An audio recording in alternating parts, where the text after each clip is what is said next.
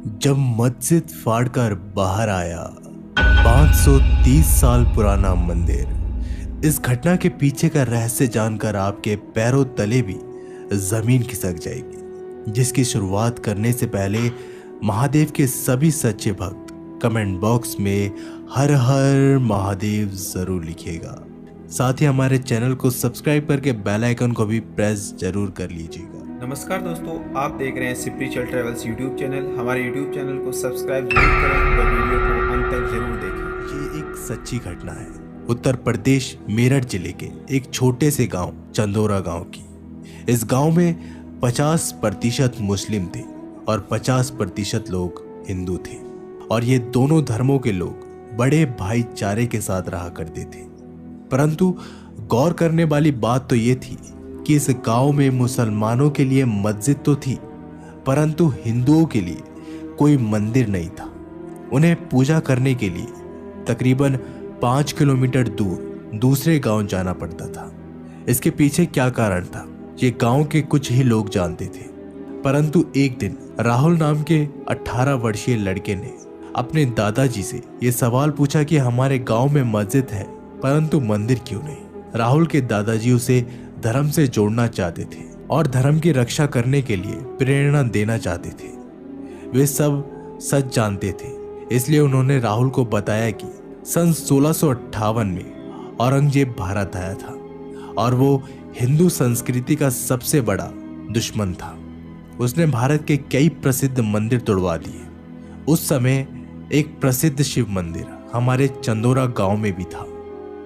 उसे पातालेश्वर महादेव मंदिर के नाम से जाना जाता था और दूर दूर से लोग यहां दर्शन करने आते थे, क्योंकि उनकी मनोकामना बाबा कुछ ही दिनों में पूर्ण कर देते थे। परंतु उस समय औरंगजेब अलग अलग क्षेत्रों में जाकर प्रसिद्ध हिंदू मंदिरों को निशाना बना रहा था और उसकी नजर हमारे इस चंदोरा गांव पर भी पड़ गई। उसने हमारे शिव मंदिर के आसपास का इलाका ध्वस्त करके उसी मंदिर के ऊपर मस्जिद का निर्माण करा दिया, जो आज भी हमारे गांव में मौजूद है। और इसे जानकर राहुल के होश उड़ गए, क्योंकि उसे समझ में आ चुका था कि वो अपने ही हक से वंचित था। दरअसल जो मस्जिद गांव में थी उसके अंदर एक हिंदू मंदिर था, परंतु इस बात को साबित करना इतना आसान नहीं था, क्योंकि हिंदुओं को मस्जिद में प्रवेश करना वंचित था। राहुल के दादाजी ने उसे कहा कि उनकी अंतिम इच्छा यही है कि वो उस पातालेश्वर महादेव मंदिर को पुनः देखना चाहते हैं, जिसके बारे में उनके दादाजी उन्हें बताया करते थे। अब राहुल का खून खौल उठा था और किसी भी तरह से वो अपना हक पुनः प्राप्त करना चाहता था, अपने दादाजी की आखिरी इच्छा पूर्ण करना चाहता था।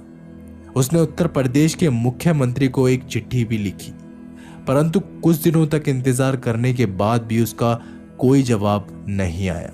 तो उसने खुद के दम पर अपना हक लेने की योजना बनाई। उसने गांव के कुछ हिंदू लड़कों को इकट्ठा किया और गांव में एक सभा बुलाई गई, जिसमें राहुल ने यह दावा किया कि आपकी मस्जिद के अंदर हमारा हिंदू मंदिर है, आप हमें हमारा हक दे दीजिए, हमारी आपसे कोई दुश्मनी नहीं है।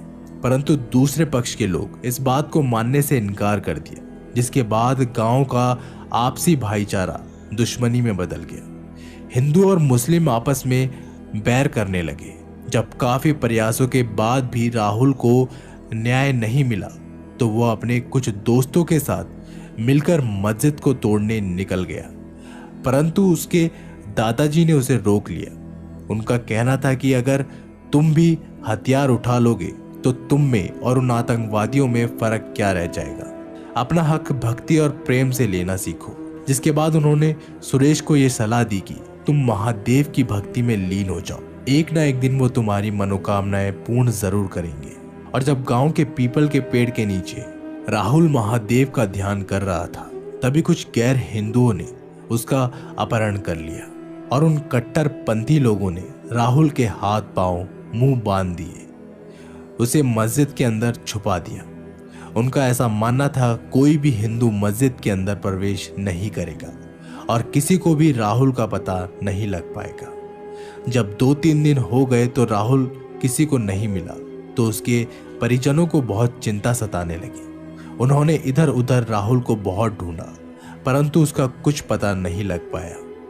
परंतु कहते हैं ना, भक्ति में बड़ी शक्ति होती है।